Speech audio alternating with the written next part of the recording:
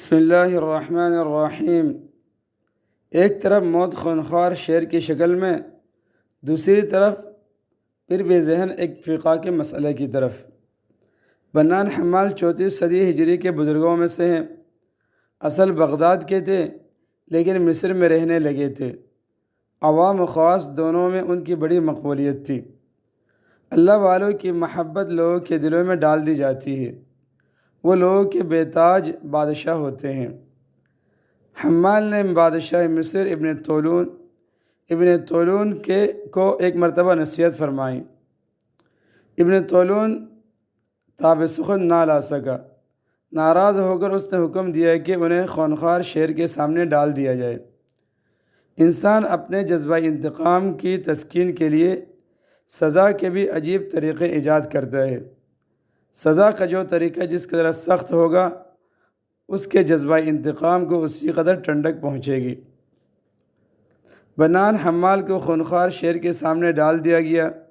شیر لبکا، پھر رک کر ان کے جسم کو سونگھنے لگا۔ دیکھنے والے ان کے جسم کے چیر پاڑ کا نظارہ کرنا چاہتے تھے، لیکن اے بسا آرزو کے خاک شد، جب دیکھا کہ شیر انہیں کچھ نہیں کہہ رہا، تب انہیں اس کے سامنے سے اٹھا دیا۔ اس سے بڑھ کر عجیب بات یہ ہوئی کہ جب ان سے پوچھا گیا، شیر کے سونگتے وقت آپ کے دل پر کیا گزر رہی تھی؟ فرمانے لگے، میں اس وقت درندے کے جوٹے کے متعلق علماء کے اختلاف کے بارے میں سوچ رہا تھا کہ اس کا جوٹا پاک ہے یا ناپاک۔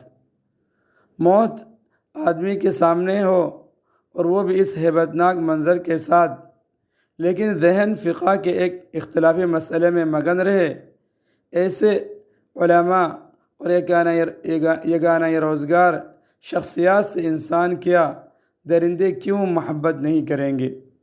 یقیناً اللہ کے شیروں کو آتی نہیں روباہی، نہ اللہ کے جو شیر ہیں ان کو لومڑی کی چال نہیں آتی۔ جو دلوں کو فتح کر لے وہی فاتح زمانہ۔